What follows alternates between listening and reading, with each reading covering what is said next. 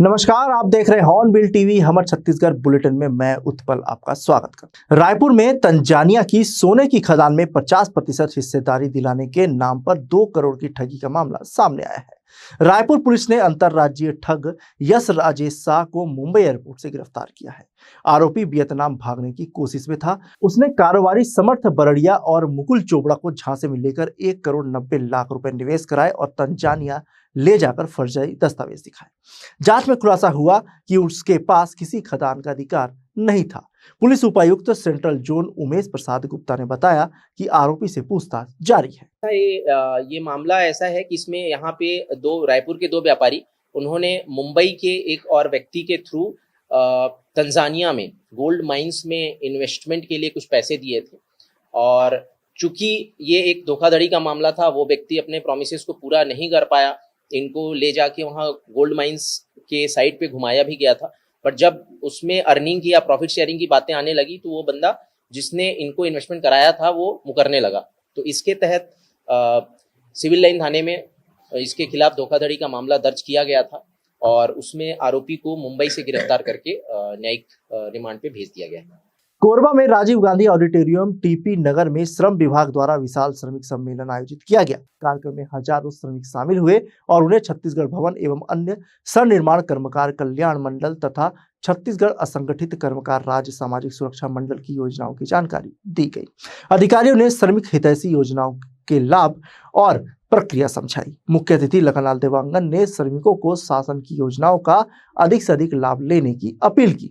कार्यक्रम में महापौर संजू देवी राजपूत और श्रमिक संगठन पदाधिकारी भी मौजूद रहे। देखिए, पूरा प्रदेश में श्रमिक सम्मेलन का आयोजन अभी मैंने निर्देश किया है कि सभी जिले में श्रमिक सम्मेलन हो और श्रमिक सम्मेलन होगा। इसके माध्यम से श्रमिकों को ज़्यादा से ज़्यादा विभाग के द्वारा जो योजनाएं संचालित होता है उनका उसका जानकारी होगा। 100% श्रमिक पंजीयन कराएंगे।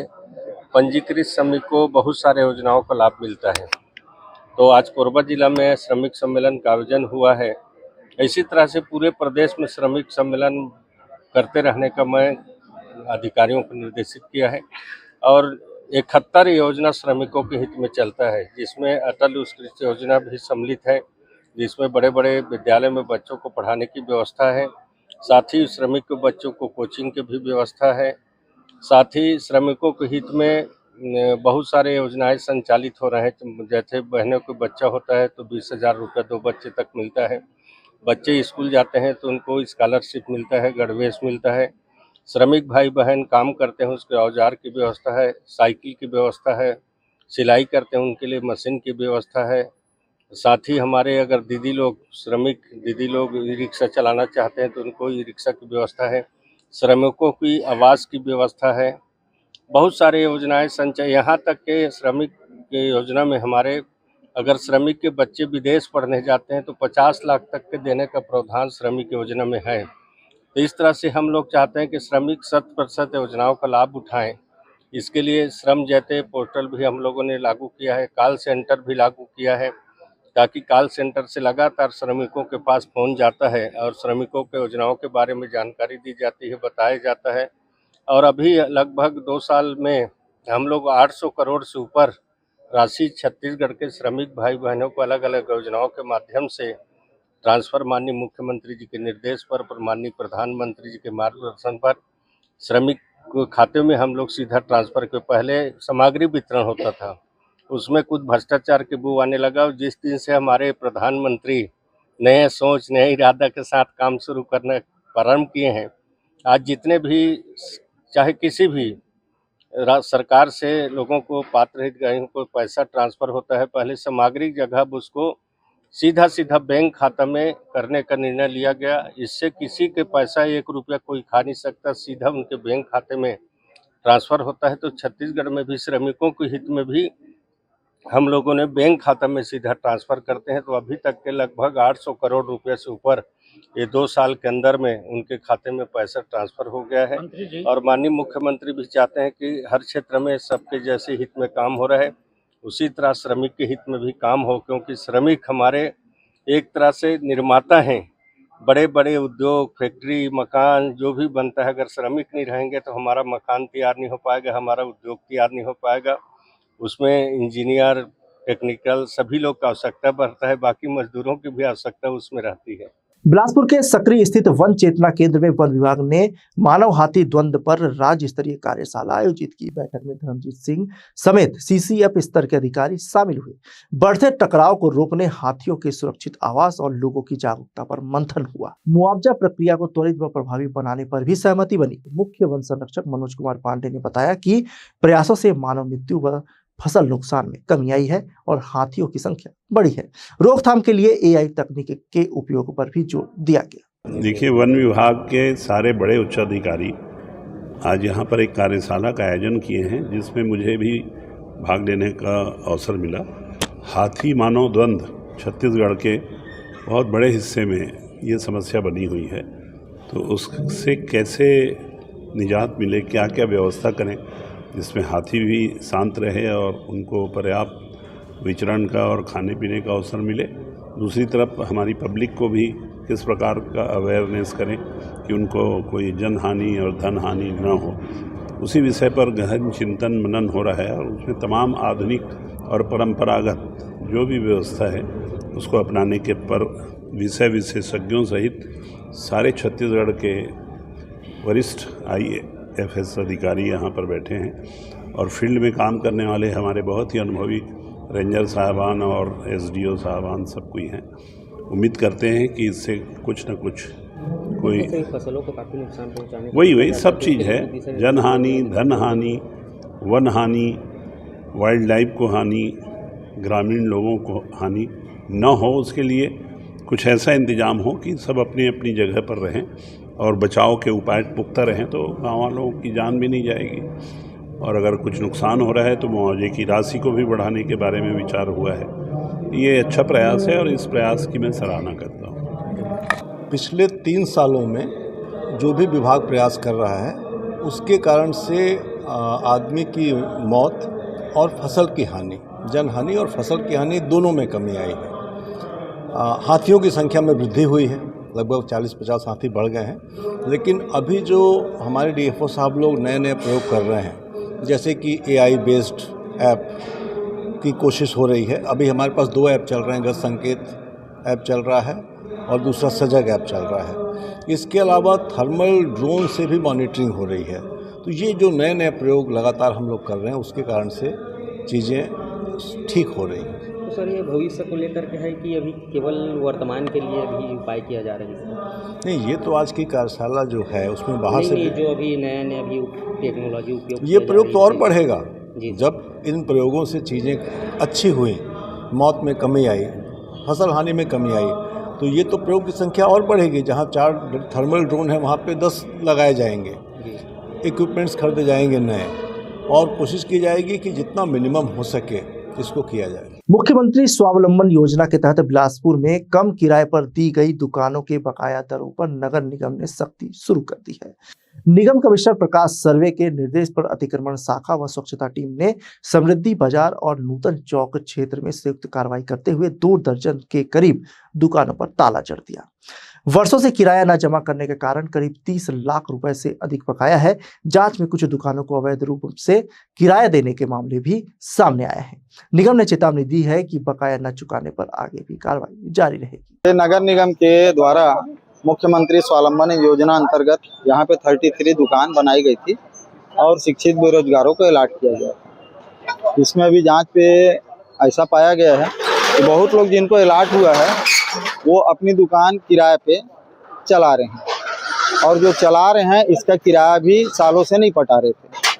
आज आयुक्त महोदय के आदेशानुसार हमारी पूरी टीम नगर निगम की भवन शाखा, अतिक्रमण शाखा और हमारा जो पेट्रोलिंग टीम है, इसके संयुक्त कार्रवाई में जो पैसा नहीं पटाया है उनके दुकानों को सील किया गया है। लगभग कितनी दुकानें होंगी और आगे यहाँ पे 33 दुकानें हैं, जिसमें से 9 दुकान को हम उनके द्वारा सील कर दिया गया है और ये उनको हिदायत दिया गया है कि आप पूरा पैसा पटा दीजिए। पैसा पटाने के बाद हमारे बाजार शाखा के अधिकारी हैं जो उसको तस्दीक करेंगे, तस्दीक करने के बाद फिर उनका ताला खोलेंगे। पहले महिला समृद्धि बाजार नेहरू चौक में किया गया, उसके बाद नूतन चौक में जो दुकानें बनी हुई है उसमें कार्रवाई की जा रही है। कितने दुकानें लगभग बिक्री हो चुकी है? अभी वहाँ 10 दुकान वहाँ है, यहाँ 13 दुकान और यहाँ 10 दुकान यहाँ है। कुल मिला के अभी 20 दुकान है और इसमें कम से कम 30 लाख रुपए के आसपास बचा हुआ है, उसकी वसूली की कार्रवाई की जाए। दुर्ग में शिवजी की बारात के दौरान 17 वर्षीय नाबालिग की हत्या के मामले में पुलिस ने 7 आरोपियों को गिरफ्तार किया है। 16 फरवरी की रात शांति नगर वार्ड निवासी 6 कुमार उर्फ नानू बारात देखने गया था। पुरानी रंजिश के चलते आरोपियों ने उस पर धारदार चाकू से हमला कर दिया और फरार हो गए। घायल को सिकोल अस्पताल ले जाया गया, जहां डॉक्टरों ने मृत घोषित किया। पिता की शिकायत पर मोहन नगर पुलिस ने सीसीटीवी और तकनीकी साक्ष्यों के आधार पर कार्रवाई कर आरोपियों को पकड़कर न्यायिक रिमांड पर भेज दिया है। मोहन नगर थाना क्षेत्र में एक मर्डर की एफआईआर करी गई, जिसके तहत 2 गुटों में हाथापाई हुई और उनमें से एक व्यक्ति ने चाकू से पीड़ित, जिसका नाम 6 कुमार ठाकुर है, नाबालिग, शांति नगर का निवासी है, उसे चाकू से हमला किया और उसकी मौके पर ही मौत हो गई। उसके बाद पुलिस ने एफआईआर कर जांच शुरू की और जिसमें पुलिस ने तत्परता दिखाते हुए कुछ ही घंटों के अंदर सभी आरोपियों को गिरफ्तार कर लिया। आरोपियों के नाम हैं करण उर्फ बाठा, अश्विनी पागम पाडू, आशीष पोगो ब्रांडेड और राजा देवांगन। ऐसा समझ में आया है कि दोनों गुटों में पहले से ही रंजिश चल रही थी, किसी न किसी बात को लेकर। पहले भी 28 तारीख को भी जनवरी को एक एफआईआर हुई थी और जिसके चलते इन दोनों गुटों में विवाद रहता था, नीचे बस्ती शक्ति नगर और शांति नगर के बीच में। और वही बढ़ के एक जो शिव यात्रा निकल रही थी, शिव जी की बारात मोहन नगर थाना क्षेत्र में, जो कि शक्ति नगर तालाब के पास से गुजर रही थी, तो वहीं पे विवाद हुआ और उसके बाद ये घटना हुई है और पुलिस ने सबको गिरफ्तार कर लिया है, आरोपियों को, और आज रिमांड पे भेज रहे हैं। दुर्ग पुलिस ने बीमा और एनपीएस के नाम पर 1 करोड़ 19 लाख रुपए की ठगी करने वाले मुख्य आरोपी राजेश कनौजिया को गिरफ्तार किया है। आरोपी ने जिंदा लोगों को कागजों में मृत दिखाकर फर्जी डेथ सर्टिफिकेट, आधार और केवाईसी दस्तावेज तैयार कर बीमा क्लेम की राशि निकाली। मामला तब खुला जब HDFC life insurance company limited के बोकारो प्रबंधन ने शिकायत दर्ज कराई। जांच में कई संदिग्ध बैंक लेन देन और फर्जी दस्तावेज सामने आए हैं। थाना पाटन पुलिस ने आरोपी को न्यायालय में पेश किया है, जबकि अन्य की तलाश जारी है। थाना पाटन में एचडीएफसी का जो ब्रांच है, वहाँ पे जो पुराने कर्मचारी हैं जिनका एनपीए अकाउंट रहता है, उन अकाउंटों पे उनको मृत्यु प्रमाण पत्र लगाकर उसके पैसे आहरित कर ली जा रही थी, जिस पर थाना पाटन में अपराध पंजीबद्ध कर लिया गया। उसमें एक आरोपी को भी गिरफ्तार किया गया। सर, ये कितने का मामला है? ये लगभग 1 करोड़ से ऊपर का मामला है। और इसमें और कोई आरोपी है? हाँ, इसमें भी और विवेचना की जाए, इसमें और अधिक और आरोपी बनने की संभावना है। बिलासपुर के केंद्रीय जेल में विचाराधीन बंदी विकास कश्यप ने हाशिया से खुद पर प्राणघातक हमला कर आत्महत्या का प्रयास किया। जेल अधीक्षक उमेश मंडावी के अनुसार बंदी की मानसिक स्थिति ठीक नहीं थी और उसका उपचार चल रहा था। मानसिक हालत सुधरने पर उसे जेल परिसर में झाड़ू पोछे का कार्य दिया गया था। विकास अपनी दादी की हत्या के मामले में आजीवन कारावास की सजा काट रहा है। परिजनों का मिलना बंद होने से वह अवसाद में था। घटना के बाद उसे तुरंत सिम्स में भर्ती कराया गया, जहां उसका उपचार जारी है। केंद्रीय जेल बिलासपुर में विकास कश्यप पिता कन्हैयालाल बंदी आजीवन के कारावास में दंडित बंदी यहाँ पर प्रयुक्त था। ये लगभग 2009 महीना 2024 से यहाँ बिलासपुर केंद्रीय जेल में प्रयुक्त था। अपने स्वयं के दादी का हत्या किया था। पूर्व में भी उनका साइकियाट्रिक का लक्षण थे और यहाँ पे भी जब से जेल आए थे तो साइकियाट्रिक का मेडिसिन चलाया जा रहा था। वो साइकियाट्रिक वार्ड में रखा गया था। 2025 के 10वां महीना में उसको सेंद्री के डॉक्टर साहब द्वारा नॉर्मल दिखने से उनको मेडिसिन रोक दिया गया, तो जिसके उपलक्ष्य में नॉर्मल है तो उसको सफाई का कमान दिया गया था। तो आज कल सुबह लगभग 7 बजे बर्तन पाकशाला में छोड़ने आया था। उसी समय जो पाकशाला में जो सब्जी काटने का जो हाथ से रहता है, उसमें पीछे से अपना खुद के हाथ से काटने का, मतलब खुद अपने हाथ से काटा। सर, बताया कि थोड़ा मानसिक स्थिति ठीक नहीं थी कैदी की और अपनी दादी की हत्या करके यहाँ सजा काट रहा है।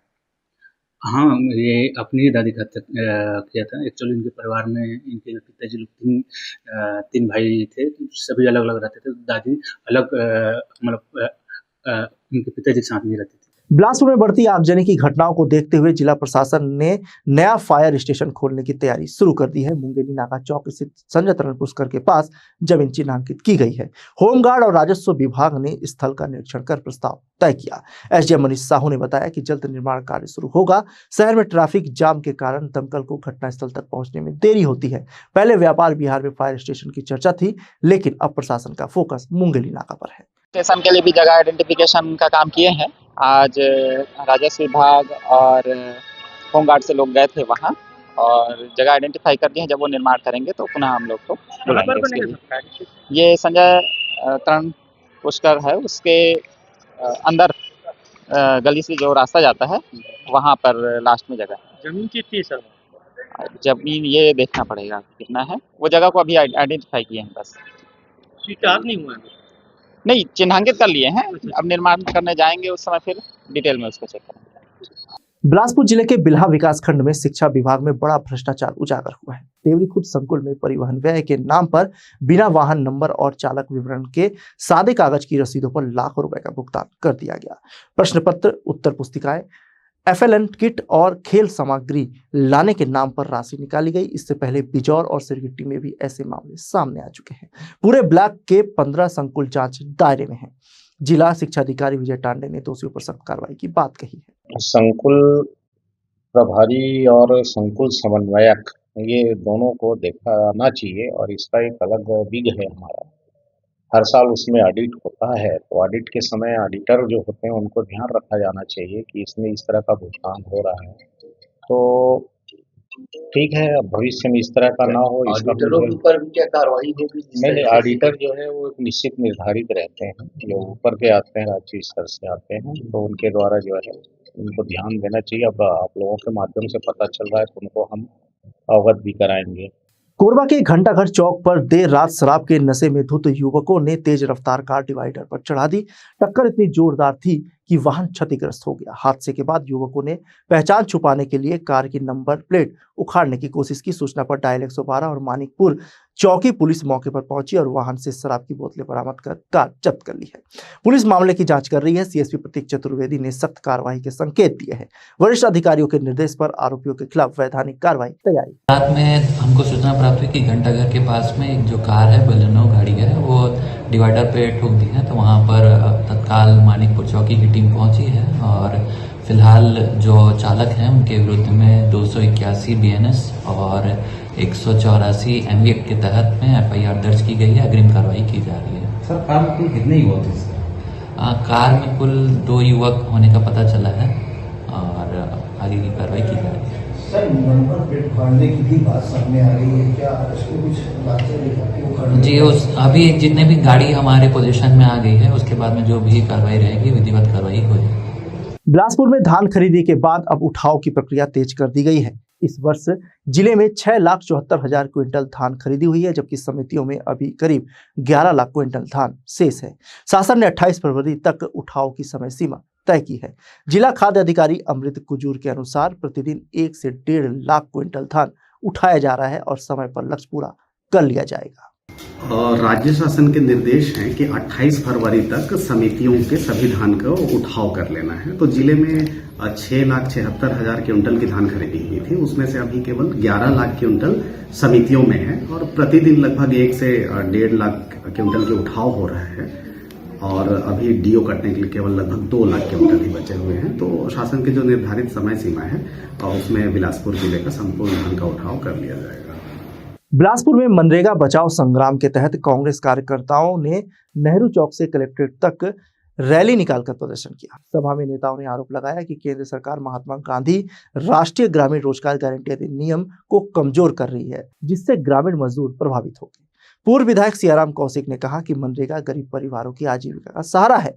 प्रदर्शन के दौरान केंद्र की नीतियों के खिलाफ जमकर नारेबाजी की गई। देखिए, नरेंद्र मोदी जी की जो तानाशाह सरकार है ये गरीबों के खिलाफ है, मजदूरों के खिलाफ है, वंचित के खिलाफ है, शोषित के खिलाफ है। आप देख रहे हैं हजारों की संख्या में आज कांग्रेस के साथी यहाँ इकट्ठे हुए। क्यों हुए? रोज लगातार हमें जन समर्थन मिल रहा है। क्यों मिल रहा है? क्योंकि भारतीय जनता पार्टी ने मनरेगा को पूरी तरह से खत्म करने का प्रयास किया है।